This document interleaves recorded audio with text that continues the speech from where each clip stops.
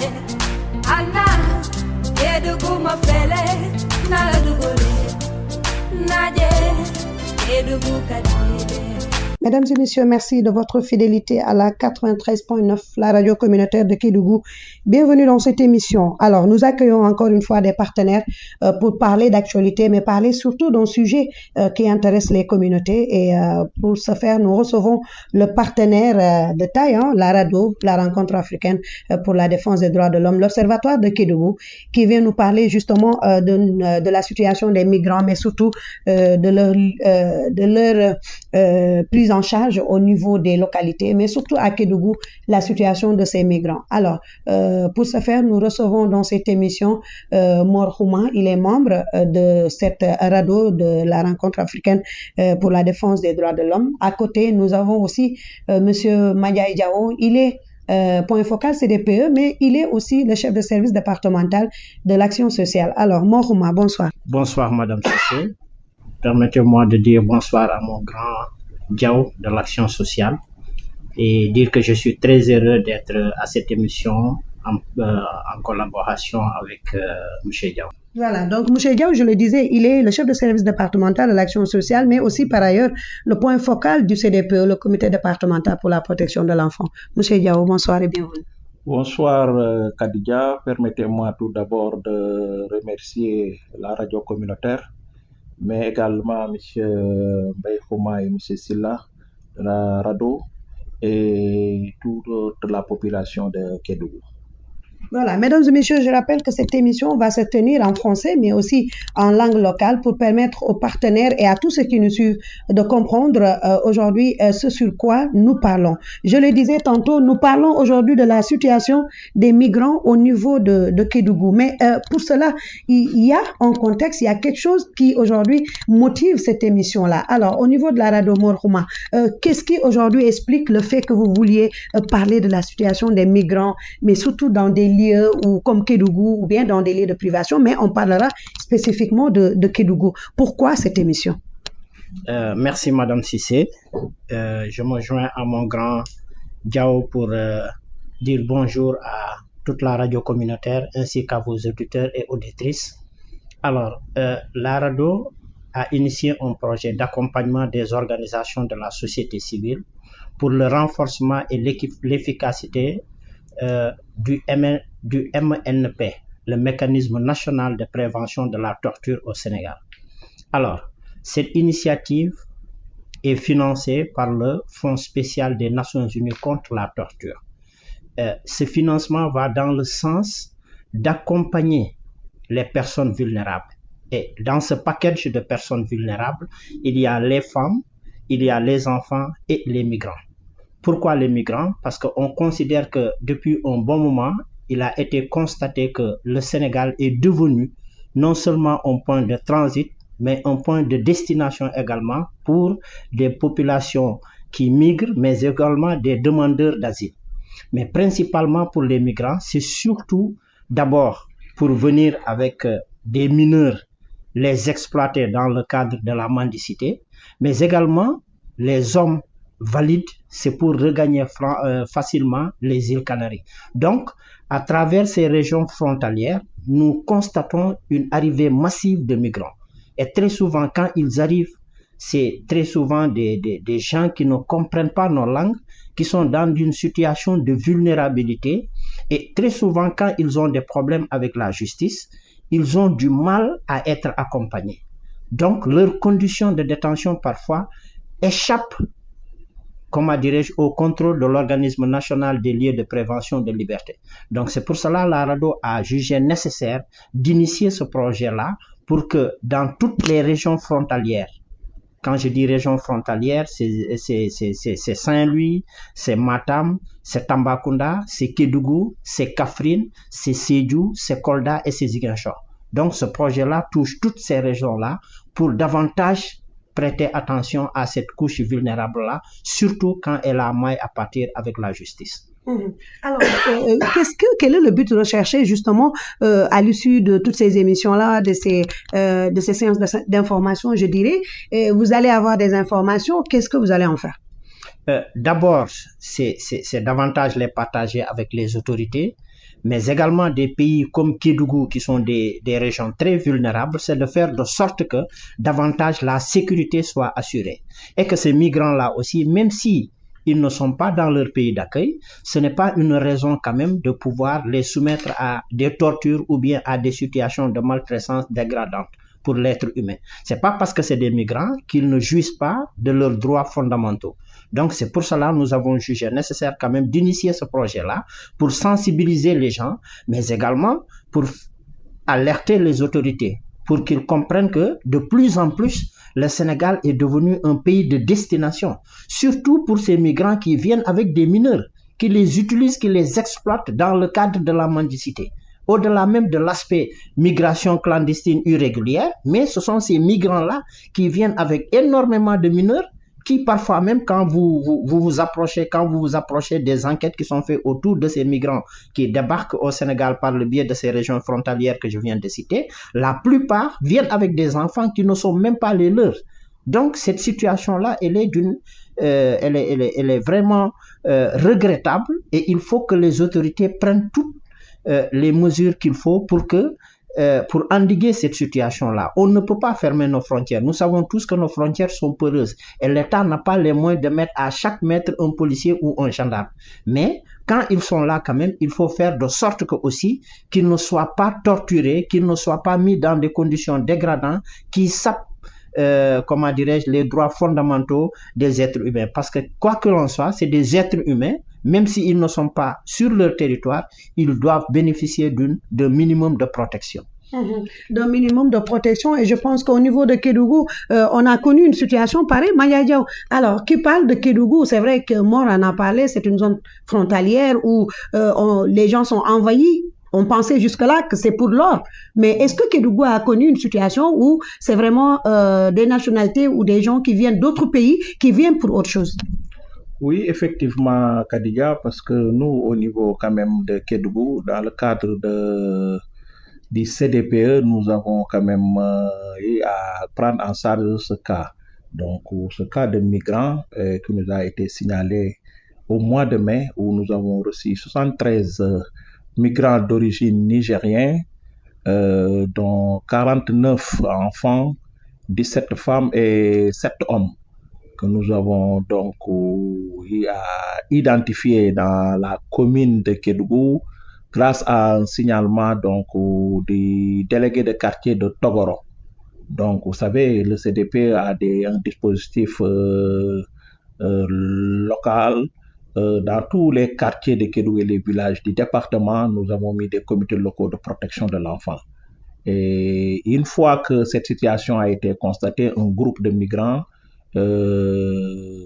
qui un beau jour a été identifié au niveau du quartier Togoro dans un bâtiment abandonné et dans une situation extrêmement quand même catastrophique. Le délégué nous a envoyé une correspondance. Cette correspondance-là a été envoyée au préfet du département,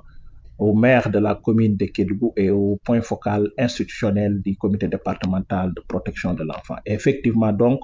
nous avons eu à gérer cette chose. Vous savez, Kédougou est une zone carrefour et qui reçoit énormément quand même d'étrangers. On parle aujourd'hui de la présence de 22 nationalités dans la région de Kédougou et qui viennent pour diverses raisons. Et nous, si nous prenons la définition qu'on donne des migrants, et donc on peut constater que pratiquement on ne peut pas faire la différence parce que on parle de migrants, toute personne donc qui quitte son lieu de résidence habituel pour s'établir pour diverses raisons de manière permanente ou temporaire dans une même région ou bien dans un même pays ou dans un pays donc étranger. Donc partant de cette définition-là, donc nous les prenons tous comme des migrants. Alors, aujourd'hui, ces migrants que vous avez accueillis, ils vous ont été signalés. Quel était l'objet de leur déplacement vers Kédougou? Bon, dans un premier temps, ce qu'ils avaient dit, qu'ils avaient quitté leur pays à cause de la guerre qui sévit au Niger. Ensuite, pour des raisons économiques, la pauvreté. Mais une fois que nous les avons donc hébergés et pris en charge. Hein, et les enquêtes ont montré que effectivement ce n'était pas la raison fondamentale. La raison fondamentale, c'était qu'ils étaient venus au Sénégal pour la mendicité, pratiquer la mendicité, parce que d'après eux, il paraît que le Sénégal est une zone où vraiment la mendicité marche fort, très bien. Et nous avons y a constaté que même parmi les enfants qui étaient accueillis, il y a des femmes qui étaient avec des enfants qui n'étaient peut-être pas les leurs. Donc, et ça a été confirmé par leurs compatriotes qui vivent au niveau quand même de Kédougou, parce qu'il y a une association de personnes donc d'ethnie Hausa qui habitent Kédougou, vous les connaissez, hein, c'est pratiquement des commerçants ou bien en tout cas des gens qui s'activent dans la vente de viande. Et pratiquement parce qu'on ne parlait pas que leur langue, il fallait quand même les mettre à profit. Et c'est ça qui nous a permis effectivement qu'ils étaient venus pour la mendicité. Quel a été le processus de prise en charge quand vous les avez identifiés dans un quartier? Qu'est-ce que vous avez fait par la suite? Oui, ce que nous avons fait, nous nous sommes déplacés avec le préfet, l'autorité administrative, nous avons fait le déplacement sur place. Vous savez, c'était un certain 24 mai, début juin. L'hivernage, Kédougou commençait à recevoir les premières pluies. Quand nous avons eu le signalement, et donc dans un premier temps, le 24, on a tenu une rencontre du comité restreint du CDP pour quand même discuter cette situation-là. Après, donc, nous sommes déplacés sur l'île pour vérifier de visu ce qui se passe. Et nous avons trouvé ce jour-là, nous avons trouvé la présidente des Badjanougo régionales qui était venue dans le quartier. Et nous avons aussi trouvé une femme qui était en état de grossesse et qui venait de mettre au monde un enfant, un garçon. D'ailleurs, le garçon portait le nom du délégué de quartier. Et là, automatiquement, le préfet nous a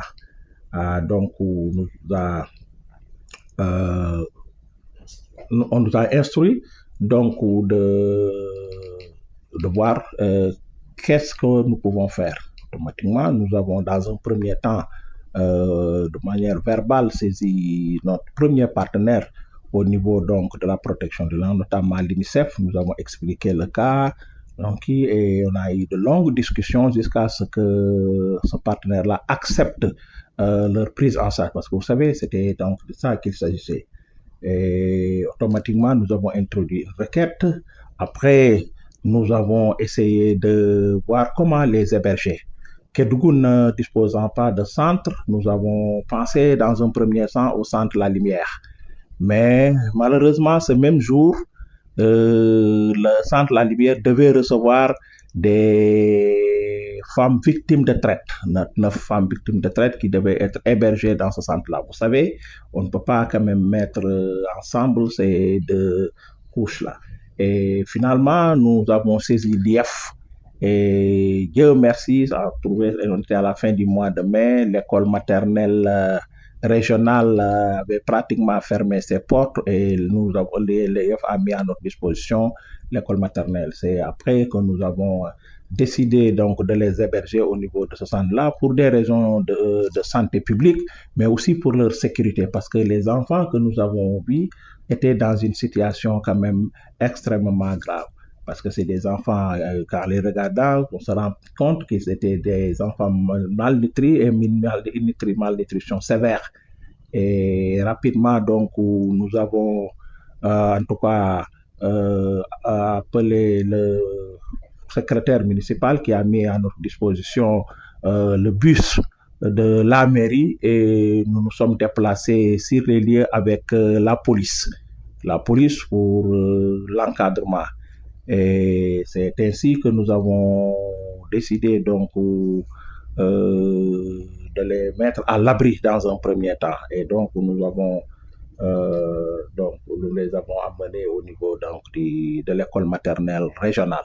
Ça, c'était là. Mais une fois au niveau de l'école régionale, vous savez, hein, comme tout à l'heure mon ami Khouma l'a dit, vous savez, c'est des êtres humains. Et leur prise en charge est encadrée par le droit international. Nous n'avons pas le droit, et ça, c'est le minimum. C'est-à-dire nous devons respecter tous leurs droits. Quand nous avons décidé de prendre en charge, il faut mettre tous les atouts de leur côté. Et c'est ainsi que dès le lendemain, nous avons saisi le médecin-chef du district sanitaire qui s'est déplacé avec une forte équipe composée de médecins, d'infirmiers, de sages-femmes. Et nous avons procédé dans un premier temps à leur visite médicale. Ça, c'est la première chose, c'est le préalable. Et c'est ainsi que cette visite médicale a donné donc 4 femmes qui étaient en état de grossesse, des enfants qui étaient développés des dermatoses, des malnutritions sévères, donc voilà, etc. Et automatiquement, donc, nous avons procédé non seulement à leur référer les femmes-là au niveau de l'hôpital régional, au niveau donc du gynécologue. Ensuite, nous avons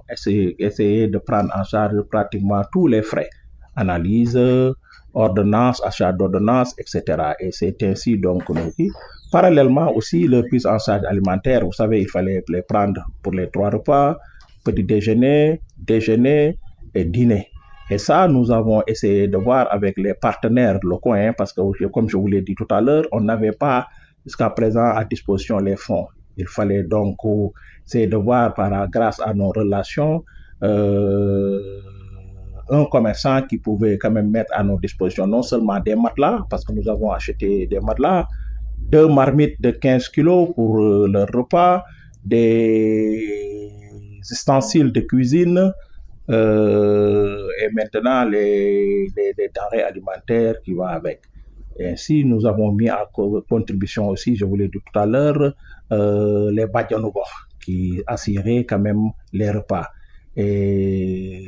permettez-moi, en tout cas encore une fois, à la suite de monsieur le préfet du département, de rendre un vibrant hommage à la présidente régionale des Badjanougo, Mariama Diallo, qui a eu quand même vraiment à nous accompagner du début du processus jusqu'à la fin. Elle n'hésitait pas à passer la nuit au niveau de ce centre-là. Même le jour de la Tabaski, elle l'a passé avec ces braves dames-là. C'est le lieu de vraiment remercier cette, en tout cas, structure, les Badjanougo, pour quand même, parce que c'est ça aussi le système intégré et l'objectif numéro 1 donc, de la stratégie nationale de protection. Quand devant une telle situation, qui est une situation d'urgence, tout est priorité. Il ne fallait pas qu'il fallait donc mettre à profit tout ce qui est à notre disposition. Et là, je crois que les Badjanougo nous ont été d'un apport considérable. À côté aussi, nous avons mis à profit aussi l'ASS. Vous savez, je vous ai parlé tout à l'heure de 49 enfants. 49 enfants, on ne peut pas les mettre dans un lieu, les enfermer sans pour autant les occuper. L'animation de ce qu'il a, donc, et les loisirs. Et là, Dieu merci, il y a l'ASS aussi qui a été à nos côtés et qui a contribué de manière significative. L'autre qui, c'est maintenant, à côté de ça, c'est une prise en charge psychosociale. Et là aussi, nous avons mis en branle une équipe pluridisciplinaire composée de psychologues conseillers, de travailleurs sociaux, d'assistants sociaux et d'acteurs communautaires. Donc, ça nous a permis aussi avec donc, les femmes, vous savez, je vous l'ai dit tout à l'heure, étaient venus pour la mendicité. Une fois que vous me les mettez donc dans un lieu où ils ne peuvent pas sortir, vous voyez le stress et tout ce qui accompagne. Il fallait donc les rassurer, être à leur côté, discuter avec eux. Et là, nous avons mis non seulement à profit ces services-là, mais aussi l'association des ressortissants Aoussa qui sont dans la commune de Kédougou. Donc, dont le président Cissé, il y a aussi Boubacar qui est ici à côté et d'autres personnes vraiment qui nous ont été d'un apport extraordinaire. Voilà donc en gros comment ça s'est passé et pendant pratiquement 30 jours, nous avons donc pris en charge cette commune. Avec aussi beaucoup de difficultés, notamment pratiquement il nous est arrivé des moments où il y avait une révolte à leur sein, ils voulaient coûte que coûte quitter le centre parce que, vous savez, hein, donc des fois, il nous arrive la nuit qu'ils donc grimpent le mur pour partir. Il nous est arrivé quand même à 2 reprises d'aller l'équipe parce que la première fois, c'était un groupe de 5 femmes. N'oublions pas qu'il y a certaines femmes qui avaient leur mari aussi au niveau de Kédougou qui étaient dans des chantiers. Et une fois, il y a quelqu'un qui est venu la nuit vers 2 heures du matin et qui a aidé les femmes à sortir. Et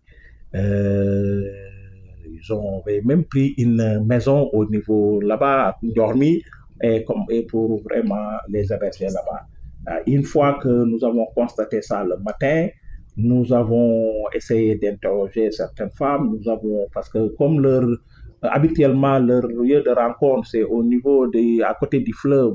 vers Togoro, là où on les avait quittés, nous sommes allés là-bas avec la police et nous avons identifié parmi ces hommes-là certains qui étaient avec eux et les avons pris, nous avons procédé à leur interrogation, ce qui nous a permis de découvrir là où ils habitent et nous n'avons pas hésité à aller les récupérer. Et la deuxième fois aussi, c'est aussi notre Nigérien qui avait 2 femmes parmi eux qui venaient les prendre et nous n'avons pas hésité aussi à aller à leur tour jusqu'à retrouver ces femmes. Moi-même, je sortais avec mon véhicule. L'une des femmes, nous l'avons trouvée, c'était un jeudi. Vendredi, vous savez que c'est la grande mosquée et nous les avons trouvées à la mosquée Compagnie. Cette femme-là avec 2 de ses enfants. Et nous n'avons pas hésité à encore les récupérer. Mais il fallait voir la résistance. Là, j'étais obligé de faire appel à la police pour qu'on puisse procéder à leur arrestation. Voilà en gros comment ça s'est passé. Et c'est le lieu aussi pour nous de remercier l'autorité administrative, en l'occurrence le préfet, qui n'a pas hésité. Vous savez, le portage institutionnel dans ce genre de cas est extrêmement important et la coordination. Et là, on avait quand même à côté un préfet disponible qui n'hésitait pas. Chaque matin, à la première heure, il vient au niveau du centre pour s'enquérir de la situation de ces migrants. Et la nuit, jusqu'à minuit, il n'hésite pas à appeler pour voir comment ça se passe. À côté aussi, nous avons la police, le commissaire de police qui a mis à notre disposition 2 éléments par jour et qui passe toute une journée et la nuit dans le centre pour la sécurité de ce groupe-là. Voilà en gros comment ça s'est passé, leur prise en charge. Alors, vous avez expliqué, vous avez parlé tantôt de révolte, vous avez parlé de réticence. Est-ce qu'à un moment donné, vous avez eu recours vraiment à la violence, à des tortures, bon, je dirais pas torture, c'est trop dire, mais à des violences pour que des gens, des citoyens d'un autre pays qui ont voulu rester au Sénégal, pour les sensibiliser sur l'intérêt pour eux de rester, pour qu'ils soient encadrés, même s'ils devraient rester ou partir après? Non, jamais, jamais. Vous savez, nous, dans l'intervention, nous mettons toujours en avant les droits humains. Donc, c'est l'approche droit et donc nous n'avons pas là, non, même pas, je ne parle même pas, mais en aucun moment nous n'avons pensé à ça. Parce que ça, quand même, ça fait partie des, quand même, qui est élémentaire que nous enseignent au niveau de l'école. Mais à chaque fois que ça s'est passé, nous avons essayé de les stabiliser, ensuite de discuter. C'est ces moments-là, c'est pourquoi nous avons mis en place une équipe psychosociale, parce que c'est ça leur rôle. Leur rôle, c'est quand même effectivement de leur faire revenir. Nous comprenons, ce n'est pas facile des gens qui étaient là pour un but bien déterminé, de les prendre, de les enfermer dans un lieu. Mais non, mais il fallait voir, à la fin, ce sont même, malgré les conditions des Kenyans, parce que souvent, il y a certaines personnes qui la police même nous dit, mais ces gens ne vont jamais rentrer, ces conditions-là. Donc, mais ça, ils nous demandent, non, tu sais, vous n'avez rien compris. Le seul fait de les interdire de sortir, déjà, c'est un fardeau. Et il y a un certain moment, ce sont les femmes même qui ont demandé à partir. Coûte que coûte, quand elles voient donc le bus du Niger, ce sont eux qui nous ont dit, voilà le bus. Ce sont eux qui nous ont même signalé qu'il y a des bus qui passent par Kédougou qui vont au Niger. Et c'est la première fois que nous avons su que donc il y a des bus qui moi je croyais que ces bus-là c'était pour le Mali, etc. Et ce sont eux qui nous ont signalé. Et là aussi nous n'avons pas, et ça nous a permis même de penser quand même à organiser leur retour via la route. Avant de parler de leur retour, comment ils en sont arrivés là? Comment ils ont pu échapper à la vigilance de tout ce dispositif sécuritaire qui est là pour entrer quand même jusqu'à Kédougou? Ça a été une interrogation pour vous aussi? Voilà, c'est ça. Ça a été une interrogation et nous avons poussé nos enquêtes et qui nous ont permis de savoir qu'ils sont venus à Dodan. Ils ont marché. Donc vous allez voir avec la morosité donc de nos frontières. Donc, ils ne sont pas passés par la voie légale, ils sont passés par d'autres voies pour entrer au niveau de Kédougou. Parce que c'est à partir du Mali, ils sont donc venus ici, parce qu'au Mali, on ne les a pas obligés à rester là-bas, donc ils étaient obligés de quitter. Et donc, mais nous avons compris que leur destination aussi, ce n'était pas Kédougou. Kédougou était un lieu de passage pour eux, mais à qui ils voulaient partir sur Dakar. Mais comme au niveau du Mali, ils n'ont pas eu ce qu'ils voulaient, ils étaient obligés donc de passer par étapes et venir au Sénégal. Et là aussi, nous aussi, quand on les a identifiés aussi, je ne parle même pas des aliments du délégat, mais même les populations, à certains moments, c'est les populations. Mais Diaoukhana, vous n'avez pas vu ce qui se passe dans la commune. Tu n'as pas vu ces femmes-là avec ces enfants-là. Mais c'est extraordinaire. Et là, j'ai dit au préfet, attention, monsieur le préfet. Vous savez, dès l'instant que nous avons reçu le signalement, il nous faut agir. Parce que sinon, s'il y a des incidents, et voilà, vous voyez, c'est la presse là, et ils vont mettre ça en qui, et ça peut créer des qui. Voilà. Est-ce qu'à un moment donné aussi, quand vous avez fait vos enquêtes, il y a eu des sanctions pour des gens qui auraient aidé, par exemple, des migrants à passer facilement? Non, nous n'avons pas eu quand même de qui, parce que pratiquement, nous ne sommes pas entrés dans ces détails-là, hein, parce que nous, pour nous, hein, ce qui nous concerne, nous sommes, surtout nous, ceux qui nous ont le plus motivés sont les enfants. Dès l'instant qu'il y a la présence de ce groupe d'enfants-là, le CDP ne pouvait plus rester les bras croisés. Nous, l'intervention du CDP, il faut le comprendre, ce n'est pas destiné à cette femme-là ni à ces 7 hommes, mais c'est grâce à ces 49 enfants-là que nous avons pu identifier, qui étaient dans des situations quand même catastrophiques, qui a poussé le CDP à agir. Parce que là, une fois, imaginez qu'il y a quand même une épidémie et qu'on parle de mort parmi ces enfants-là, mais nous serons envoyés par les organisations des droits de l'homme comme la RADDHO et d'autres, et on ne peut pas quand même s'en sortir comme ça. Oui, je parle de sanctions parce que dans vos propos, nous avons entendu parler d'enfants qui ne s'étaient pas déplacés avec leurs propres parents. Oui. Donc, du coup, ça ressemble à un enlèvement, ça ressemble à quoi en fait? Ouais, mais vous savez, ça, c'est des choses que l'enquête a fait ressortir. Mais que nous avons, nous, en tout cas à notre niveau, nous n'avons pas fait un signalement au niveau de la police, nous n'avons pas aussi, parce que aussi, parce que nous, notre souci, c'était quoi? Une fois que vous tentez aussi d'autres procédures, leur durée de séjour va augmenter. Qui va les prendre en charge? C'était ça aussi le souci, parce que notre souci, nous, à un certain moment, on voulait vraiment s'en sortir, hein, parce que ça a été tellement difficile, tellement anxieux qu'il fallait coûte que coûte, il fallait coûte que coûte que quand même que nous débarrasser de ces qu'il-là, excusez-moi du terme, hein, mais il fallait coûte que coûte en tout cas organiser le retour. Et ça n'a pas été facile parce que toutes les organisations que nous avons saisies par rapport à leur retour ont répondu négativement à notre sollicitation. Et il fallait le motif, il n'y avait pas d'argent parce que vous savez, hein, pratiquement pour le retour, hein, nous, ici, pour la route, hein, pour chacun, on a payé 80 000 francs. Imaginez 73 personnes, 80 000 francs par personne, mais ce n'est pas petit. Et souvent, c'est l'organisation quand même phare, ici, c'est l'OIM, l'Organisation Interdémocratique, mais en ce moment-là, l'organisation avait reçu trop de demandes. Parce qu'il fallait voir que ce n'était pas seulement Kédougou qui était concerné, mais il y avait Dakar, mais il y avait d'autres localités du Sénégal, mais il y avait d'autres pays de la sous-région. Parce qu'on parle de sa présence au Cameroun et dans d'autres pays. Donc voilà, et l'OIM étant une organisation internationale avait reçu sur sa table plus de 20 demandes. Et donc vous avez vu, à côté de ces qui-là, il y avait aussi, il fallait organiser le retour des victimes de traite que nous avions aussi au niveau de Kédougou. Et là aussi, il fallait la participation de l'OIM. Voilà. C'est ça qui a fait que, en tout cas, l'OIM a tardé à répondre à chaque fois que nous avons même saisi l'ambassade du Niger au Sénégal, mais là aussi, c'était des promesses, n'ont pas réagi, etc., etc. Voilà. Et comment s'est fait le retour et quelle a été la collaboration avec les deux pays? Est-ce qu'il y en a eu ou c'était juste Kédougou qui a organisé un retour et après qui a ramené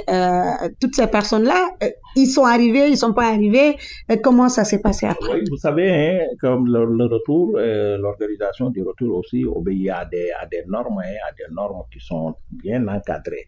Nous, ce que nous avons fait, je vous l'ai dit, nous avons informé l'OIM, nous avons informé l'ambassade. D'ailleurs, l'ambassade du Niger était en communication quotidiennement avec le préfet du département. Donc, il était au courant, nous l'avons saisi par une correspondance, nous avons saisi aussi les plus hautes autorités de ce pays par rapport à la présence de l'équipe.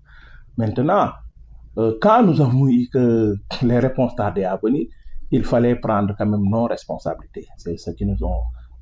a amené avec le budget que nous avons. À certains moments, nous avons dit que on va essayer de voir. À côté de l'UNICEF, nous avons saisi d'autres partenaires qui nous ont aidés pour organiser le retour. Et là, nous avons discuté avec une société de transport, Bana, qui est une société de transport qui va jusqu'au Niger. Nous avons aussi eu la collaboration, je vous ai dit, des ressortissants Hausa. Et là, nous les avons amenés avec l'accompagnement d'un convoyeur EH. Donc, nous avons mis 2 personnes à leur disposition pour accompagner le retour jusqu'au Niger. Et Dieu merci, à chaque fois, et nous avons tenu à chaque fois, une fois au Mali, nous avons demandé non seulement au convoyeur, mais au chauffeur de prendre des photos et de nous envoyer. Une fois à la frontière burkinabèse aussi, la même chose, à Niamey. Et là, nous avons eu les ressortissants, donc leurs parents qui sont là, parce que n'oublions pas qu'il y a 2 femmes qui n'ont pas rentré avec le groupe parce qu'ils étaient en état de grossesse avancée. Donc, on ne pouvait pas prendre le risque de les faire voyager. Et une fois au pays, ce sont eux-mêmes qui ont appelé au téléphone leurs parents qui sont là pour dire qu'effectivement qu'ils sont bien arrivés. Une fois que donc le processus qui a confirmé quand même les dires des convoyeurs, nous avons donc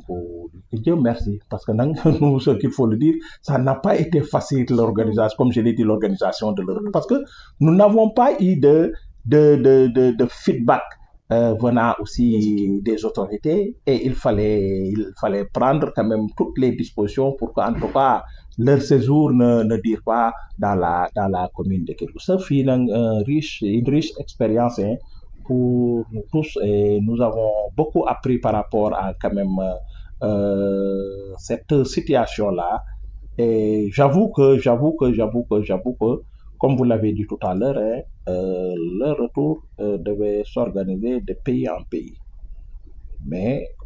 à l'impossible aussi, nul n'est tenu. L'essentiel, ce qu'il fallait assurer, c'est de prendre toutes les dispositions pour qu'ils rentrent en toute sécurité. En toute sécurité, et ce que nous avons, parce que cette société-là aussi, une société avec qui, avant de partir, nous avons discuté avec les responsables et pour les mettre quand même devant toutes leurs responsabilités. Alors, c'est vrai que comme on pourrait le dire, tout est bien qui finit bien. Eux, ils sont bien retournés. Maintenant, quel a été le dispositif de prévention qui a été installé pour que pareille chose ne se reproduise? Parce qu'aujourd'hui, c'est un groupe qui est venu, ils ont été très bien accueillis, bien pris en charge. Est-ce que d'autres ne seraient pas tentés de revenir? Est-ce qu'il y a eu quelque chose qui a été mis pour prévenir et ne pas avoir une situation comme ça? Voilà, vous savez, voilà, c'est là où le bas blesse. Parce que vous savez, là, je disais tout à l'heure toujours à quelqu'un, un ami, que le problème que nous avons aujourd'hui, c'est que c'est l'État qui a mis en place une politique. C'est la stratégie nationale de protection de l'enfant. Il a mis un dispositif dans tous les départements. Nous, au niveau du département de Kédougou, on peut prendre toutes nos responsabilités pour que ce phénomène-là ne se reproduise plus. Mais dans les autres localités, si les autres ne suivent pas, moi, je crois que c'est un problème. L'autre aspect, c'est-à-dire il y a des choses qui n'émanent pas de nous. Des choses que c'est la plus haute autorité qui doit quand même prendre toutes les... nous, ce qu'on peut faire aujourd'hui, c'est ce que nous demandons, c'est aujourd'hui au moins de nous préparer par rapport à ces situations-là. Le département de Kédougou doit mettre un plan de contingence qui prend en compte la protection des enfants. Je dis bien la protection des enfants. Regardez aujourd'hui ce qui se passe au niveau de Bakel, avec les inondations qui ont été signalées. Parmi les mots, on ne parle que d'enfants. Quel est le dispositif qui a été mis en place pour que ces enfants-là ne soient pas dans cette situation-là? C'est aujourd'hui, c'est ça le problème. Parce que les gens ne se préparent pas par rapport à ces situations-là. Et normalement, on doit aller vers ça. On ne doit pas attendre qu'il y ait des catastrophes pour qu'on puisse maintenant se lever. Tant que nous sommes dans cette situation-là, je crois que nous n'allons jamais régler les problèmes. Il faudrait qu'on soit quand même préventif et qu'on se projette vers l'avenir. Voir qu'aujourd'hui, voilà Kédougou qui est là. Une région carrefour, où il y a deux frontaliers avec deux pays, où au Mali, vous avez la situation, en Guinée, vous avez la situation, et voilà un pays qui est là. Maintenant, qu'est-ce que nous faisons par rapport à cette situation? Est-ce qu'on se prépare pour d'éventuels c'est là où aujourd'hui, et nous tous nous sommes interpellés. Je crois que le CDP seul ne peut pas régler ce problème-là. Je crois qu'il appartient à toutes les organisations qui sont là de se dire que on ne peut pas rester là, attendre jusqu'à ce que cela tombe et que chacun se lève pour lui. Je crois qu'il y a beaucoup de ça. À côté de ces phénomènes-là, il y a d'autres phénomènes qui sont là. Les gens ne disent rien. On attend que le pire arrive, que vraiment tout le monde parle. Moi, je crois que ça, aujourd'hui, ce n'est pas le rôle uniquement de... Même tout le monde, je crois, tout le monde, la presse, tout le monde doit quand même se lever pour dire que mais nous, qu'est-ce que nous faisons pour nous préparer par rapport à telle situation qui risque de venir. On ne sait jamais, mais on ne peut pas... je crois qu'on a l'habitude de dire gouverner, c'est prévenir. C'est prévenir, et je crois que dans les kits de prévention, je crois que ce que vous êtes en train de dire nous interpelle nous tous. Nous interpelle, mais je crois que le CDP n'a pas pour mission ce qu'on peut faire, c'est de mettre, nous, en tout cas au niveau du CDP, des stratégies de prévention pour quand même de telles situations. Tout à fait. Alors, Morhouma, ça c'est une situation inédite pour Kédougou, même si on sait que, comme Mania l'a dit, il y a déjà des situations où on reçoit des migrants qui sont venus peut-être pour autre chose, mais que des enfants, en tout cas pour la majorité, c'était des enfants qui étaient là, un dispositif de prise en charge, tout le schéma qui a été utilisé par le CDP aujourd'hui, sur la question des droits humains, sur la question de la prise en charge des migrants aujourd'hui, qu'est-ce que, au niveau de l'organisation, les organisations sont interpellées, la RADDHO encore plus, pour que pareilles situations ne se reproduisent aussi dans notre région? Ce serait difficile de dire que des situations pareilles ne vont pas se reproduire dans notre région, parce que tout simplement, comme je l'ai dit à l'entame de mes propos, le Sénégal est un pays de destination, mais également un pays de transit. Maintenant, ce qu'il faudrait faire, à mon avis, à côté de ce que mon aîné Diao vient de dire, c'est qu'il faudrait que de plus en plus les autorités mettent en place des agences qui sont prêtes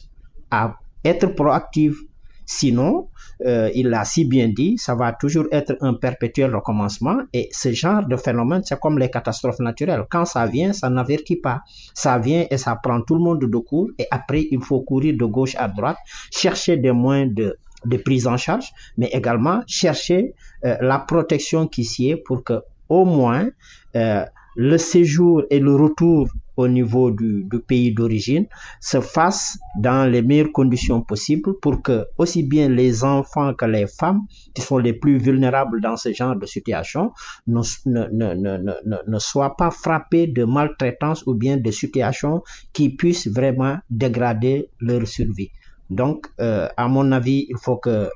il l'a si bien dit, gouverner, c'est prévenir. Il faut que de plus en plus que les gens mettent en place, surtout dans ces régions frontalières, des agences qui puissent être proactives dès que la situation se présente. Mais évacuer ces situations-là va être extrêmement difficile parce que quoi qu'on dise,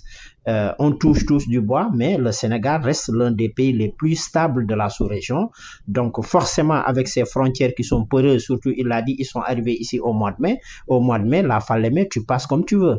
Tu peux dévier les postes frontaliers comme tu veux et entrer dans Saraya, débarquer à Kédougou, ça devient très facile par les points de contournement. Donc, je pense que de plus en plus, il faut que nos autorités soient beaucoup plus vigilantes. Et on est à l'ère du digital, pourquoi ne pas avoir des drones au niveau des postes frontaliers? Ça permet quand même de filtrer les entrées et les sorties. Alors, mesdames et messieurs, je rappelle que vous suivez votre émission, une émission particulière, une émission aussi qui parle aujourd'hui de la situation des migrants d'une manière générale, mais surtout d'une situation inédite qu'on a partagée, on dirait partage d'expérience ou témoignage d'une situation de migrants qui a été gérée au niveau de Kédougou, notamment toutes les questions qui tournaient autour de la protection de ces êtres humains, mais aussi du respect des droits humains avec la prise en charge jusqu'au retour de ces Nigérians qui avaient à un moment donné envahi Kédougou pour des raisons diverses qui ont été citées tout à l'heure dans l'émission. Et pour en parler, vous avez écouté Mandiaye Diao qui est le point focal institutionnel du comité départemental de protection de l'enfant au niveau de Kédougou, mais aussi chef de service départemental de l'action sociale. Merci Mandiaye. Je pense qu'on va sans transition aller dans la partie Wolof de cette émission. maa ngi koy wax sànq tey ñu ngi ànd ak ñi nga xamante ne mooy waa RADDHO ñëw waxtaan ci li nga xamante ne jëm na ci ñi nga xamante ne daanaka Kédougou xam ngeen ne nekk na zone frontalière ñi fi nekk dañuy bëri gars yi dugg ak génn bi bëri na xeet yëpp a ngi fii di fekkante biir Kédougou Mor Xuma ci programme bi nga xam ne yéen a ngi koy tàmbali ngir informer alerter aussi askan wi ci li nga xam ne xew na fi waaye ci li war a mën a xew bu ku nekk su ñun jëlu les responsabilités am ci li wàllum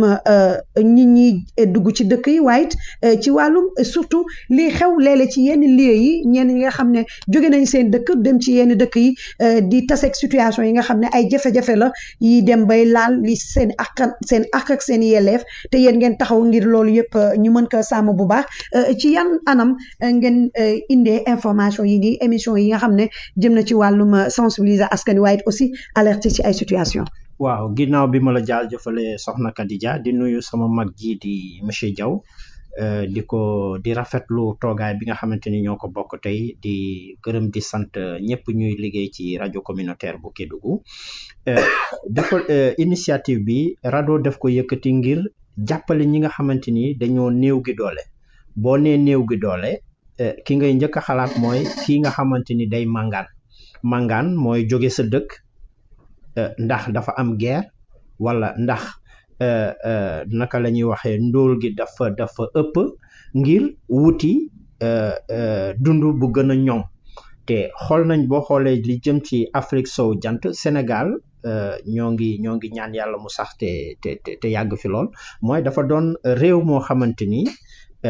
ku nekk bu jógee bëgg na fi ñëw ndax jàmm nga fi te boo xoolee màngaankat te si bëri li leen di indi Sénégal mooy ñaari mbir bi si njëkk mooy indi ay xale jëfandikoo xale yooyu ngir yelwaan ndax nee nañ yelwaan daf fi dox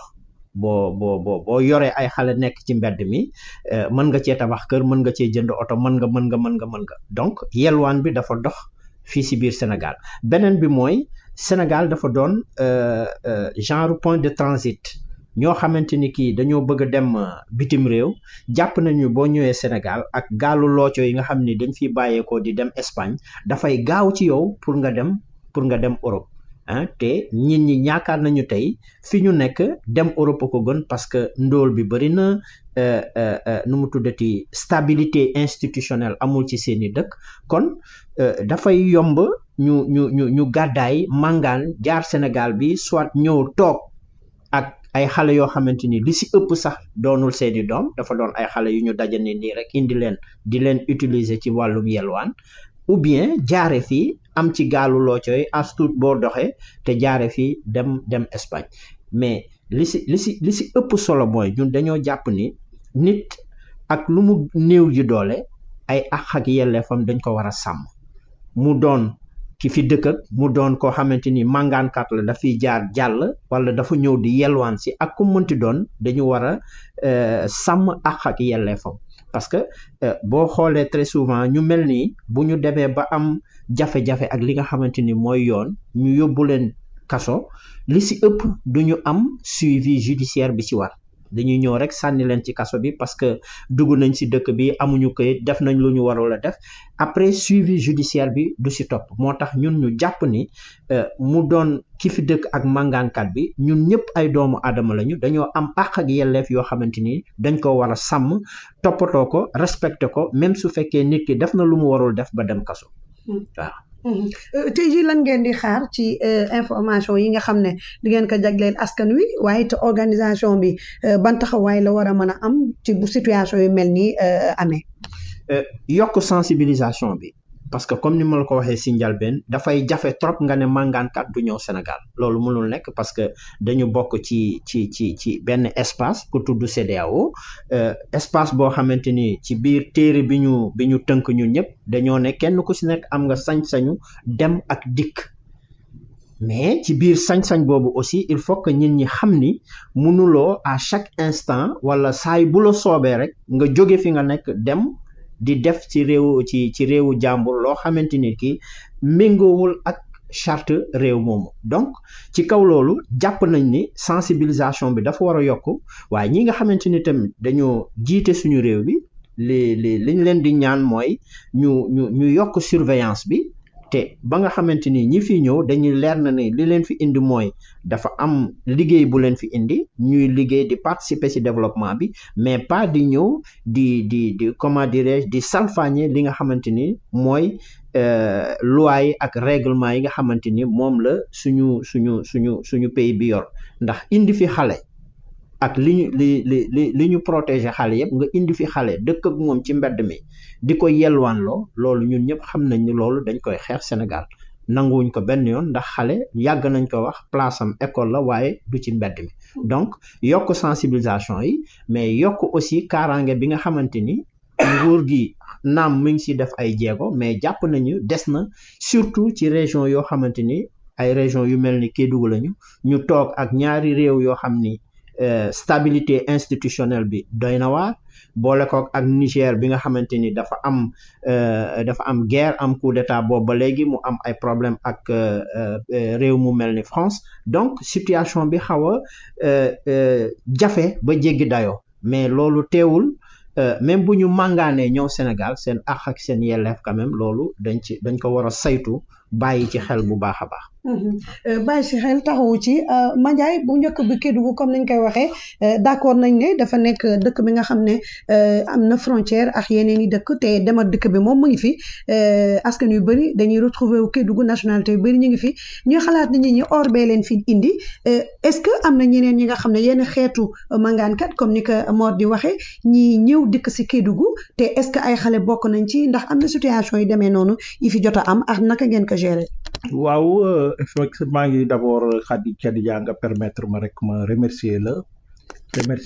le partenaire aussi RADDHO à travers monsieur Khouma et monsieur Sylla remercier aussi di nuyuwaale aussi auditeur u rajo communautaire yëpp di leen jottali it ni autorité bi parce que nag su may wax fii tey daanaka si turam la ñuy waxee ndax moom mooy président wu CDP bi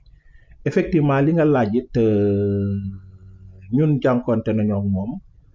si mois de mai bi rek dañu dikk toog benn bis rek gis waxe naa ni doomu Kédougou nekk def nga constat bi ay femmes la ay jigéen ñu ànd ak ay xale yu ndaw bu ñu ñëwee soxna si xale yi jigéen ñi dañuy taxaw ne la xale yi la ñuy yabal bu ñu ñëwee da ngay gis dañ lay ñëw jàpp sa loxo kii la sonal la torop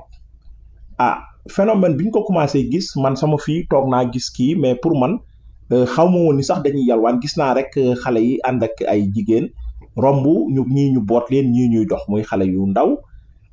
pour man mooy kii yi nga xam dañuy ñëw par kii saisonnier di jaay garab yooyu mais benn jour ñu toog ma toog fii rek jot benn lettre délégué wu Togoro maa ngi koy nuyu de passage sant ko moom tamit parce que ñun nag loolu la ñuy xaar ci ñoom délégué yi mu indil ñu benn lettre daan ñuy wax ni kat dafa am koñam ab groupe bu nigérien boo xam ne si ñi ngi toll ci 73 personnes 73 yooyu gis nañ ni 49 enfants mi ngi si 17 femmes ak 7 hommes bi mu ñu ko waxee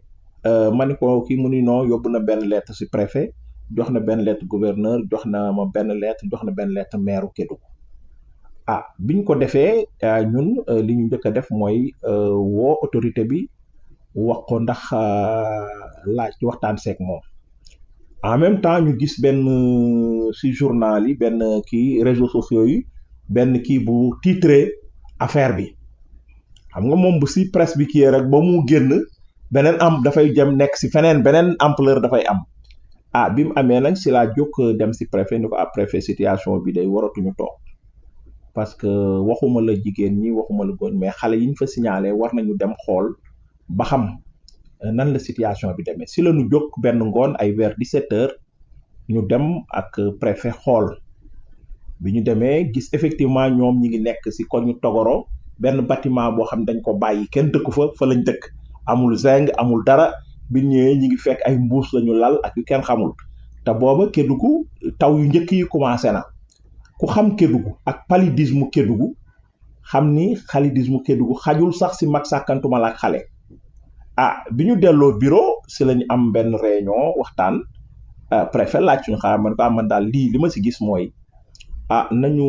jéem a xool suñu partenaires yi ñu jële leen fi ñu nekk ça c'est dans un premier temps loolu moo fi war a am nañ leen jële fi nekk parce que mënaguñ leen a delloo nañ leen jële foofu ñu nekk yóbbu leen foo xam si moo gën a am sécurité bi mu ko xamul waa koo xalaat man ko non man mën naa wax ak waa UNICEF yi expliquer leen la situation comme ñoom ñooy sunuy partenaires yi nga xam ni traditionnels yoo xam ñoo mën a attan lu mel nii yàlla def si it sutura bi ñu waxtaanee ak ñoom expliquer leen situation bi ki ma waxal ni ma may ma woo représentante résidente bi expliquer ko mu wi nga wooye expliquer ko fekk mu daal di ni ko non amul benn problème léegi wax leen nañu commencer procédure bi donc comme accepté nañu ñoom rek ñun mën nañu ñeme donc si la ñu dem le lendemain ñu ma def requête bi rapidement envoyé leen donc ñun ñu continuer ñu jox ñu comme jox nañu accord verbal donc mën nañ si dugg si la kii man ko non léegi fii ñun centre d'accueil bi ñu am la lumière la bi ñu demee la lumière vérifier ko effectivement la fa nekk capacité la lumière ak xale yi dans un premier ticket loon nañu woon mais comme ñoom rek fa nañ dañ doon xalaat yéeg si kaw ak si suuf foofu ñu ni bon y a pas de problème pour le moment nañ jël foofu ndax amaguñu feneen far bi ñu demee ba dara desul le 2 jours après la ñu waroon jëli kii bi ñu demee bay jëli kii laa waxtaanaat ak madame Sissoko bi nga xam moo nekk fii la mu xamal ni ñu ñoom dañu war a recevoir 9 femmes victimes de traite yoo xam si foofu lañ leen war a héberger à partir de ce moment ñun mënatuñu yóbbu xale yi foofu ci centre La Lumière si laa ni préfet ñun daal li ñu mën mooy comme école daanaka tëj na fi mu toll am na nañ xool école maternelle yi ba xam bi ñu woowee Toura bu case des tout petits mu ni ñu fële école bële dafa am ay travaux yu ñu fa war a def mooy bi nekk en face de la à côté de la gendarmerie ñu woo IEF après si la IEF ni nañ ko may tuuti la waxtaan ak le directeur de l'école régionale kii fekk ñoom xale yi ñëwatuñu woon daanaka kii si lañ mujj a mettre à notre disposition cette école là donc ñu jël leen yóbbu leen foofu mais auparavant avant ñu leen di yóbbu foofu it on a pris toutes les mesures d'hygiène yi nga xam ne kii mooy lan yoo envoyé service d'hygiène ñu pompe ko ñu xool cadre bi yëpp désinfecté ko après dem wut ay éponge pour yu ñu mën a tëdd jëndal leen ay bool jënd ay paan jënd ay siwo ak ay ñaari marmite yoo xam si lañ leen war a mën a toggalee bu nekk 15 kilos ak lépp li nga xam ne daal ñoom darañ ko soxla couche sax dañ koo jënd donc même sax savon sax UNICEF daf ñu kii woon nañu jëndal leen savon toilette loolu lañ ñu wax parce que pour wax rek la nit doomu aadama ni ko organisation yi fonkee donc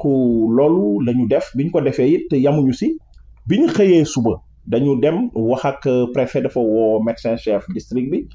mu envoyé équipe boo xam ni am na infirmier am na sage-femme ñu ñëw xool leen mais aussi mu fekkoon a campagne paludisme bi ñu ñëw defal xale yi kii chimiothérapie boobu ñuy def pour palu bi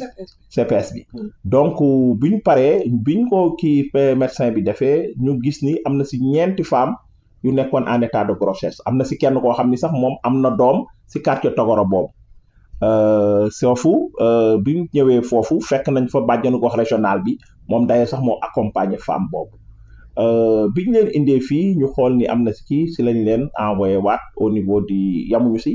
non seulement biñ defee visite médicale bi dañ leen yóbbu ak boole leen ak pédiatre bi nekk à l'hôpital de passage maa ngi koy remercier lu bëree bëri ak gynécologue bi pour ñu xool ak maam Cheikh le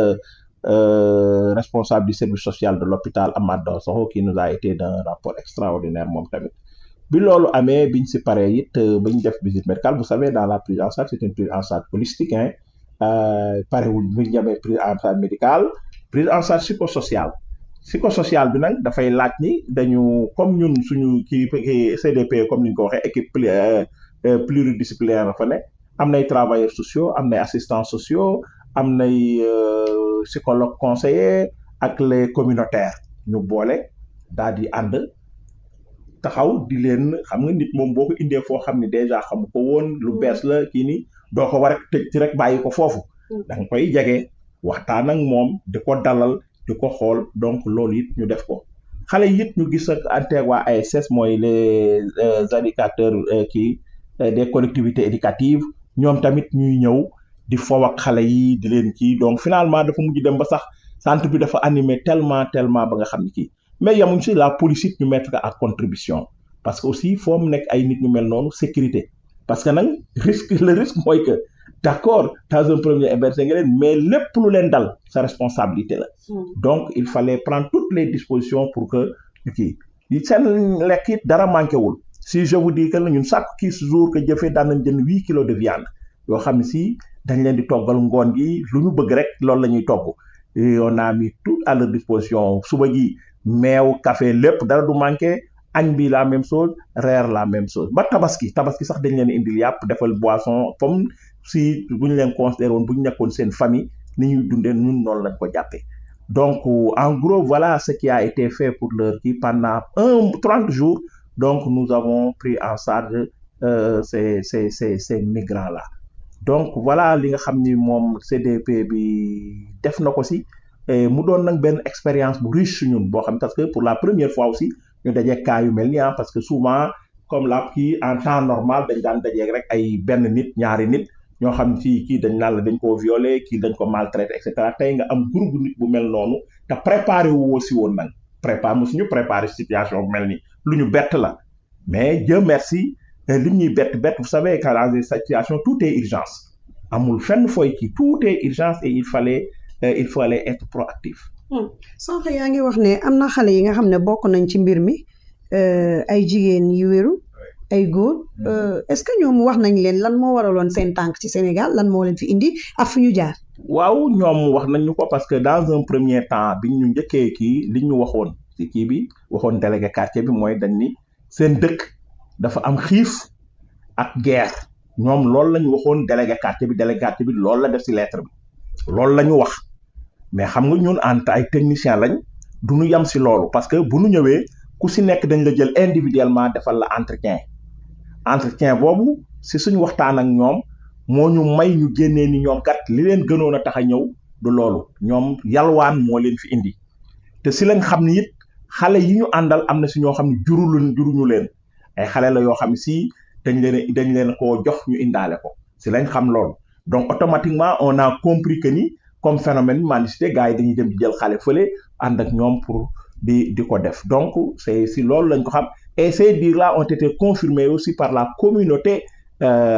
Hausa qui réside à Kédougou ñi nga xam ni Hausa yi nga xam ne dëkk nañ Kédougou parce que ñun aussi dañ leen mettre à contribution parce que ñoom ñoo dégg làkk bi parce que am na si ñoo xam daanaka ñoom ñoo bokk benn dëkk bi ñu dëkk foofu donc ñu kii leen si foofu nag ñu ngi si remercier président Cissé bi nekk Togoro mooy président wu association bi mais Boubacar bi nga xam ne mooy jaay fii si taatu en face district sanitaire bi ak ñeneen ñoo xam ni vraiment jàpp nañ si mais mention spéciale bi moom bàjjanu gox yi lañ koy jox notamment Mariama Diallo ak président régional bàjjanu gox bi ak ay kiyam parce que ñoom vraiment taxawaay biñ si def daf ñu sax yéem waxuma la accompagnement bi Mariama da daan bàyyi këram suba bu xëyee suba lay ñëw ba guddi mi ngi fi jouru tabaski demul kër fii la tabaski si école mais lekk gi ñoom ñoo doon togg ñoo doon naan def lépp ñoo ko doon def dem sax ba mujj ñu indi ay yére seen kër di ko jox ñi nga xam si donc loolu mooy li nga xam ni mooy liñ si jàngat ñoom liñ si jàngat mooy bi mu amee àndandoo bi nga xam ni parce que CDPE aussi loolu la quand on parle du premier objectif spécifique de la stratégie nationale c'est de mettre en place un système intégré national et là on a trouvé un système intégré fort parce que comme je le dis question yu mel nii benn service rek mënu ko régler action sociale seul jaww kese ñu bàyyoon ko mënu ko régler mais on a vu la participation de tout le monde Ayemo Sarr bu xëyee suba mi ngi fi Dramé mi ngi fi madame Sanké Tra ak ñooñu parce que aussi comité bi loolu la mooy comité bi du ay service technique rek service technique dañu ànd ak organisation communautaire de base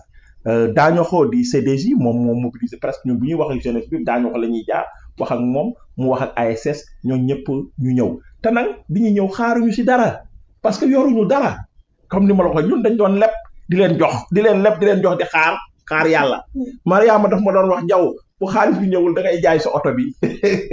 nga fay bor yi ma ne ko yàlla baax na donc pour te dire que ni rek dans ces situations là loolu lañ siy jàngat waaw.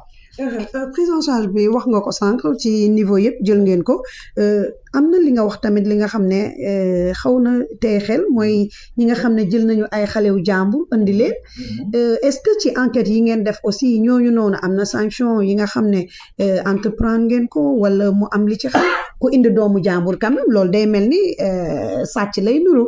lu ci nu mu mujjee après. waaw xam nga loolu moom même ñun bu ñu amee information bi. xam nga nit moom mënul nekk ñoo xam dañoo jóge réew ak réew xam nga réew ak réew dafa doy waar tey boo leen jëloon nga ni da nga leen di jëm juger leen tëj leen on parle de 73 personnes xale yooyu foo leen di def xale yi 49 enfants mënoo leen dugal ci kaso bi de boo jëlee seen yaay est-ce que seen yaay ñooy responsable qui est responsable de ça bu dee da nga jël seen yaay xale yi foo leen di dugal xam nga situation yëpp dafay taxaw et ñun CDP aussi suñu rôle il faut que ñu xam ni CDP dafa am plateforme la ab cadre fédérateur la bu regrouper les acteurs de protection de l'enfant suñu rôle aussi toujours dafay dem si loo xamee si du rek répression du kii li si entrer en jeu dafa bari est-ce que imaginer nga ni tey ñu duggoon ci kaar fu mel noonu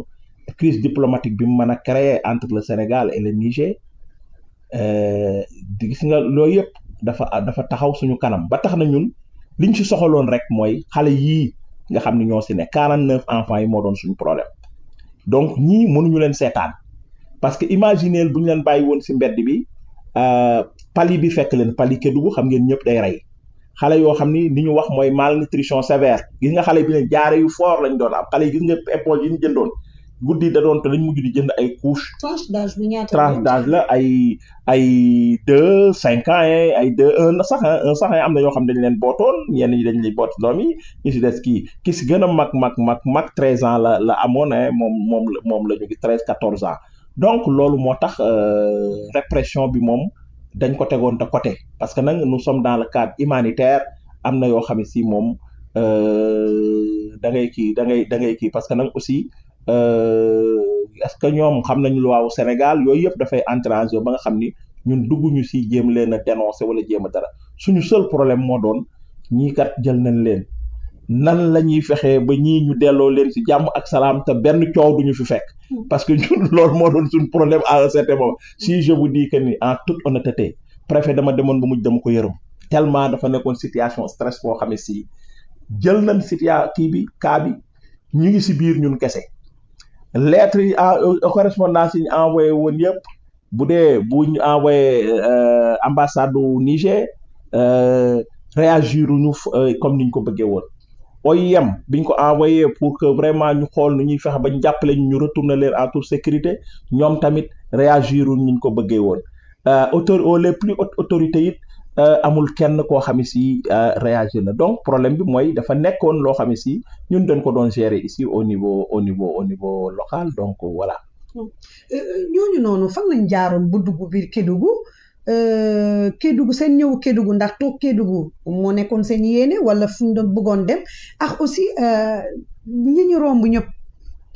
lan moo waraloon ñoom amul fenn fi nga xam ne gis nañ leen ba ñu dugg ci dëkk bi. waaw xam nga ñoom ni bi ñu waxee li ñu wax dugguñu oto dugguñu avion ñoom li ñu wax ñenn ñi dañ doon dox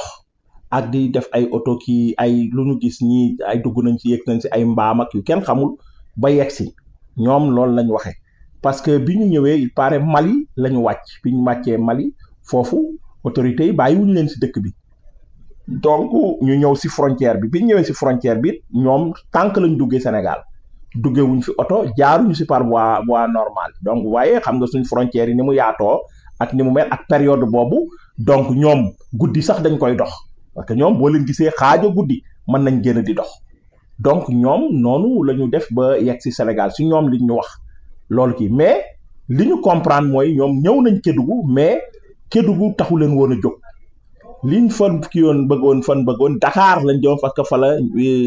kenn kii yëpp nekkoon voilà mais malheureusement pour ñoom biñ yegsee Mali lañ leen téye foofu si lañ génn Mali ñëw dugg biir Sénégal passé par Saraya ba yegg ci Kédougou am na sax d'après ñoom li ñu wax ni am na sax ñenn ñoo xam si ñi ngi woon si côté site aurifère yi waaye yàgguñu fa su mooy seen góor ñi ñoo xam ne si donc parce que ñoom ñëwuñu rek seul aussi dañu ànd ak seen ay góor am na si ñoo xam ne seen jëkkër sax identifié nañ leen fii ñu nekk fii commencé woon di liggéey si chantier yi nekk fii bâtiment yi notamment boo demee bâtiment bi nekk wetu booy dem Bédik am na ñu bëri fa la ñu si des ni si ëpp si côté que kii Wassa foofu la ñu nekk bu ñu xëyee suba dugg ci dëkk bi dafi liggéey bu ñu mën a am rek ñu def ko daal di ñëw donc loolu moo ci kii parmi kii retrouver nañ ci ñaari femmes yoo xam ne seen jëkkër ñoo bokk jëkkër seen jëkkër mi ngi woon fii et li tax ñu kii ko mooy que am na ci sax ñoo xam ni bi ñu leen héberger am na guddi goo xam ni ñeent dañu génn ci guddi gi tëb miir bi seen jëkkër yi nekk ci biti xaar leen ñu ànd ak ñoom bi ñu xëyee suba ñu signalé ñu ko ñu daal di delluwaat fi nga xam ni fële mooy seen lieu de rencontre bi kii bi ñu gisee ñenn góor ñi nga xam ni ñoo daan faral di ñëw di ñu kii ñoom ñooñu wax ni ñooñu kat kenn kii fi dañ leen jàpp sax indi leen bi ñu leen indee nag ak interrogation bi police def si lañ xam ni ñoom dañoo jël benn kër si biir njoor mi foofu ñu dem ba fekk leen fa bi ñëwee fekk leen ñu génneewaat leen indiwaat leen si centre bi veille tabaski la même chose parce que souvent ñoom bu ñu koy def jeudi lañ koy def si guddi pour que vendredi bi ñu mën dem si jàkka ji yalwaan ce qui veut dire que ñoom li leen intéressé rek mooy yalwaan moo tax tëj bi ñu leen tëjoon da leen sonaloon ba nga xam ne bëggatuñu woon dara Kédougou ñibbi rek lañ la doon wax ñoom seen bopp ñoo doon wax nañ la ñu buñ gisee kaaru Niger bi ñëw ñoo ma woo ni ma jaw Niger ñoo ma wan kaar bi man xaw ma woon ni sax am na kaaru Niger buy jaar fii si lañ sama xel njëkk a nekk ni comme loolu am na naa organiser seen retour par la route loolu moo ñu guidé pour que ñu jëlaat beneen alternative bu ñu mënul am ak voie normale bi nga xam ne OIM moo koy faral di organiser ñu xool ñun beneen yoon. mais ñi fi amoon seen borom kër mënoon ngeen leen bàyyi ñu nekk seen borom kër. waaw non xam nga loolu dafay yomb trop boo ko bawee xam nga loolu dafay yomb trop boobaa ñun dañuy passer à côté parce que déjà ñoom ils sont dans une situation irrégulière nga encourager ñu ba ëllëgee ñeneen ñëw. ñun li ñu bëggoon mooy danañ respecter tous leurs droits mais danañ def noo xam ne si ñoom ku leen waxati Kédougou du ñu ñëw parce que ñooñu fi ñëwoon wóor na ma ni ku leen ni Kédougou du ñu ñëw parce que xam nañ ni li ñuy wut si fa li ñu doon duñ ko am Kédougou je crois que loolu mooy booy xool ñun loolu mooy point positif bi nga xam ni gagné nañ ko si ñoom parce que ñoom seen bopp ñoo bëggatul woon dara si toog fi parce que xaalis lañ doon wut amuñu xaalis dootu mënatuñ fi toog parce que souvent boo xoolee même lekk gi au début dañu amoon problème parce que ñoom liñ tàmm lekk ak ñun liñ leen doon defal c'était diamétralement opposé ñoom liñ la doon wax moo tax bi ñuy dem lañ mën a jaww da nga ñu may ndax da nga ñu jox xaalis bu ñuy ñibbi yooyu lañ la doon wax et on a tout fait aussi que bi ñuy dem ku nekk ñu jël benn pékil jox la ko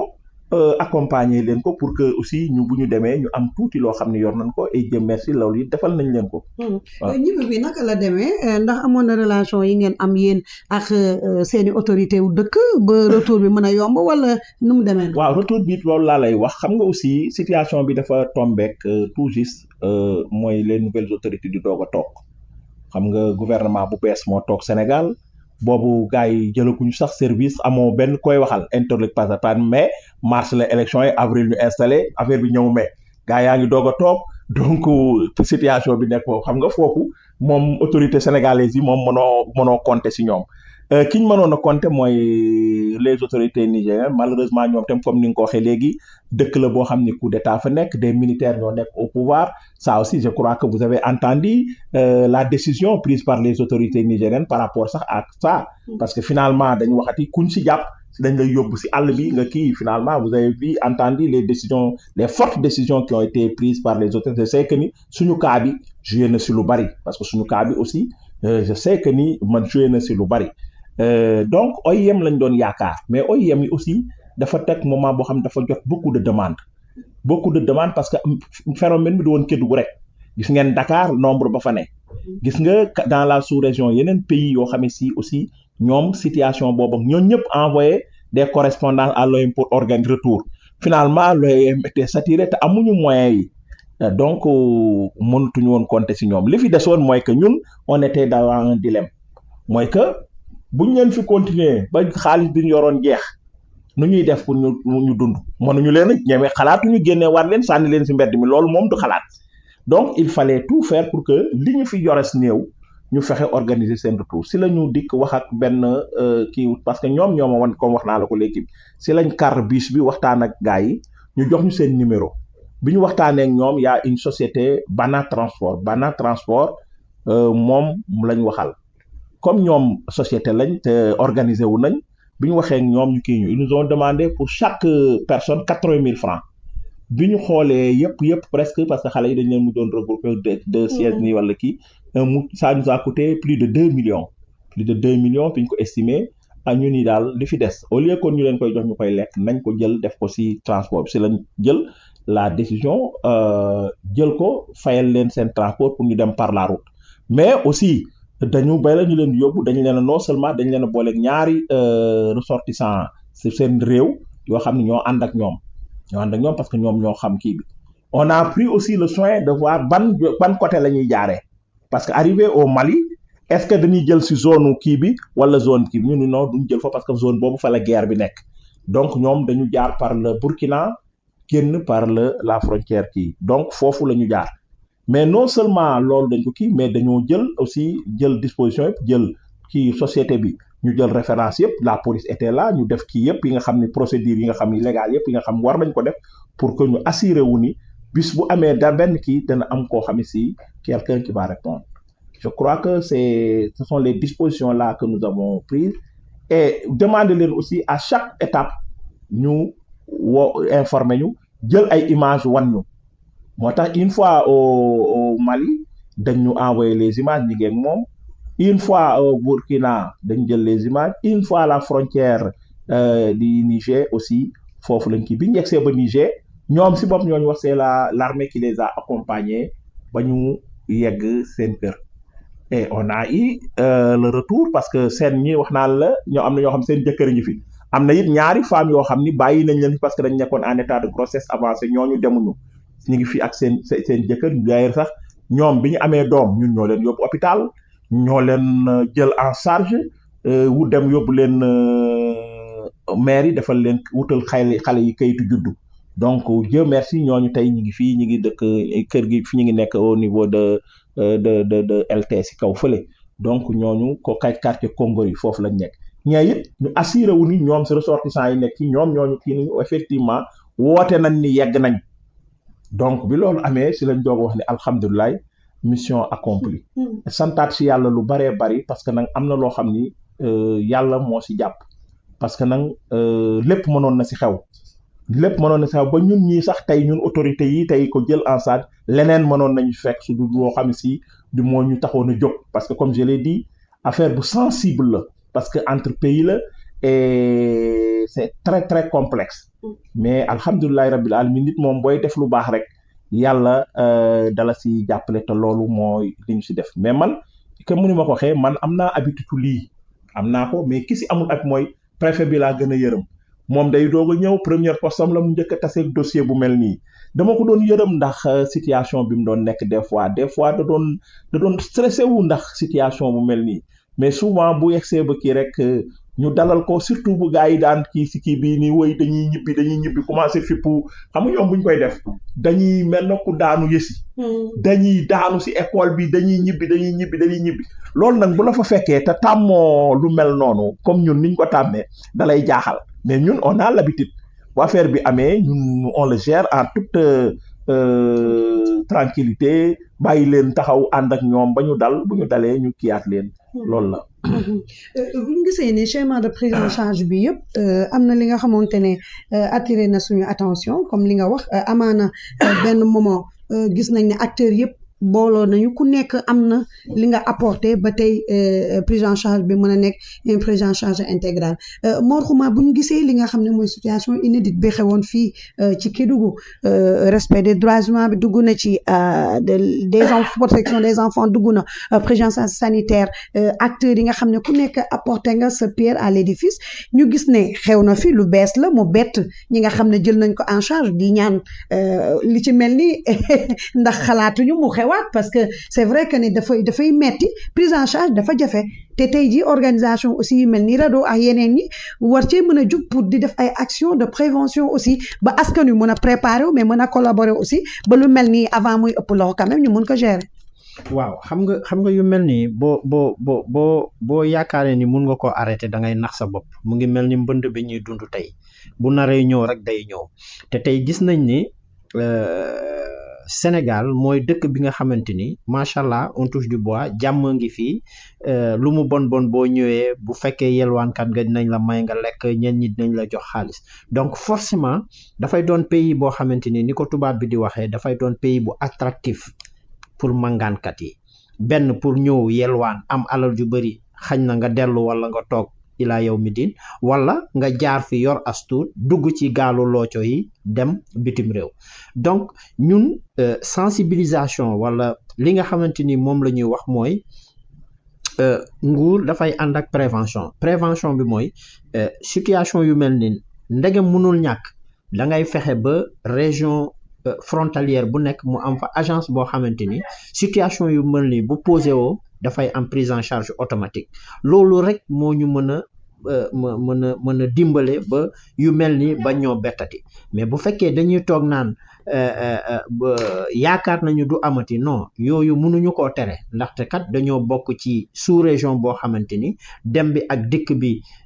diggante nit ñi wala ak marchandise yi dafa doon loo xamante ni dañ ko xaatim ba pare bokk ko ak ñi nga xamante ni ñoom la ñu bokkal espace CEDEAO bi donc ñun mënuñoo tëj suñuy frontière mënuñoo wax ni kenn du jóge fa la ñoo màngaan si ñun parce que ak lu mu mënti demee aussi am na ay sénégalais yu génn fii di dem mais li ñuy ëppal solo mooy màngaankat bi ndegem mi ngi ci situation de vulnérabilité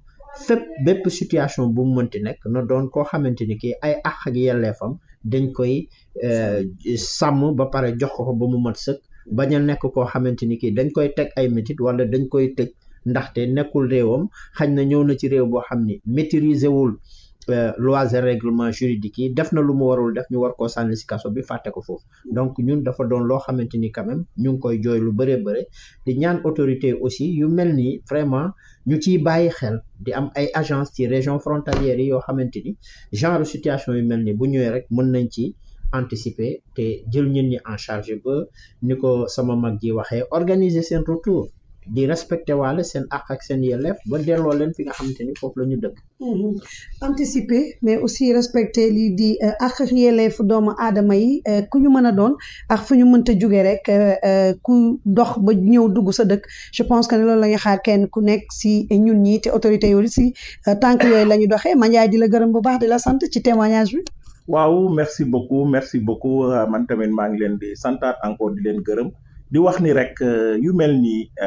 defe naa ni jot na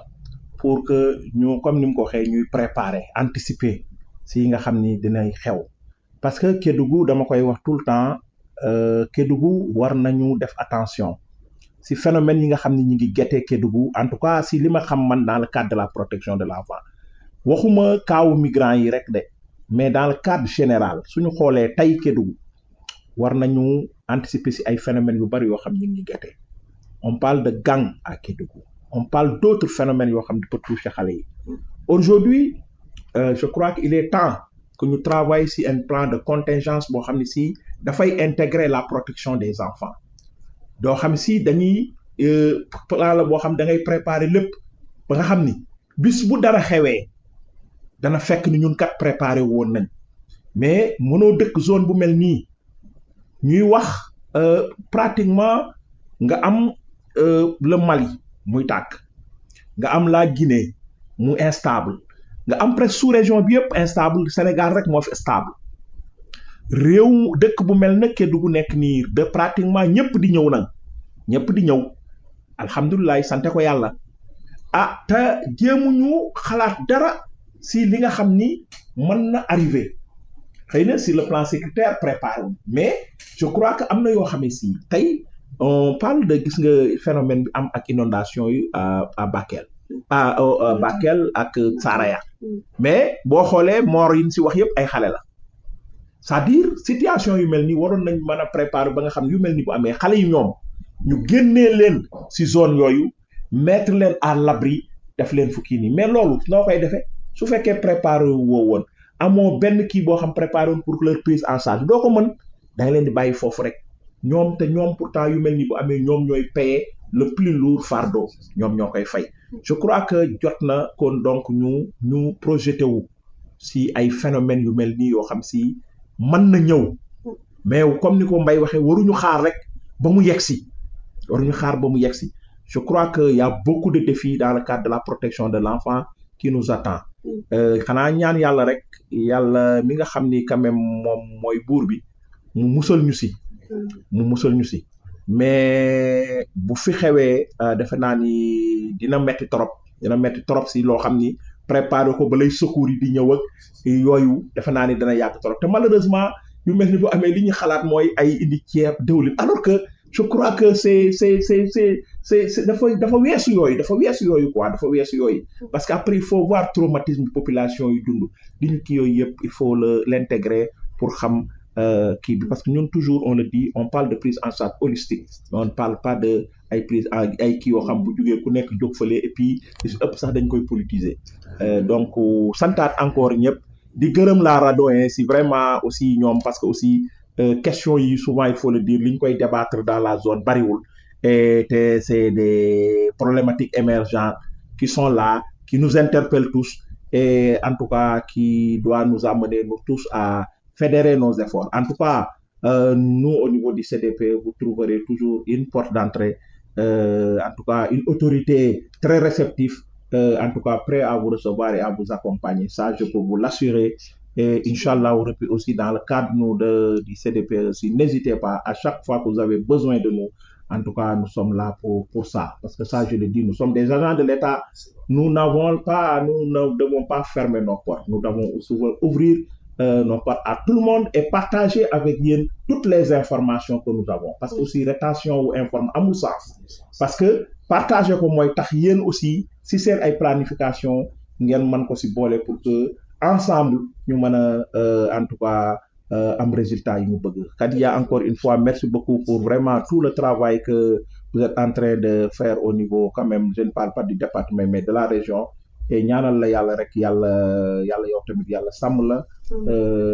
encore une fois merci beaucoup. merci Mandiaye merci Mor Khouma sa kàddu bu mujj. di jaajëfal rajo communautaire di jaajëfal suñu mag ji Jaw ci waxtaan bu neex bi expérience bu riche bi nga xamante ne fii partagé na ko fii rajo à travers observatoire bi nga xamante ni moo nekkee Kédougou te sama naataango bu yàgg si laa jiite ko du ñu jóg ci soulever question yu mel nii parce que il faut ñun ñi waxtaan si mooy tax ñu xam waxtaan si mooy tax ëllëg aussi bu ñu nekkee ci genre situation bi expérience yu mel nii ñu mun koo démultiplier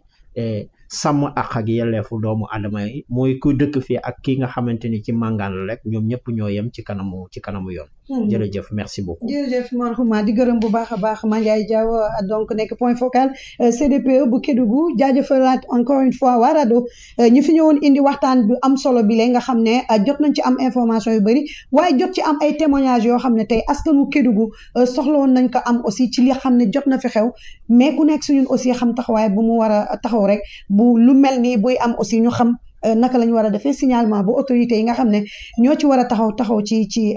donc anam yu mucc ayib donc di leen gërëm bu baax di leen sant ci micro bi yi ngeen doon ànd ak Khadija Diallo Cissé ñuy ànd ak Mamadou Lamine Diallo ci partie technique bi jaa ngeen jëf ñu bàyyi leen ak programme rajo communautaire beneen yoon incha allah beneen partenaire au revoir.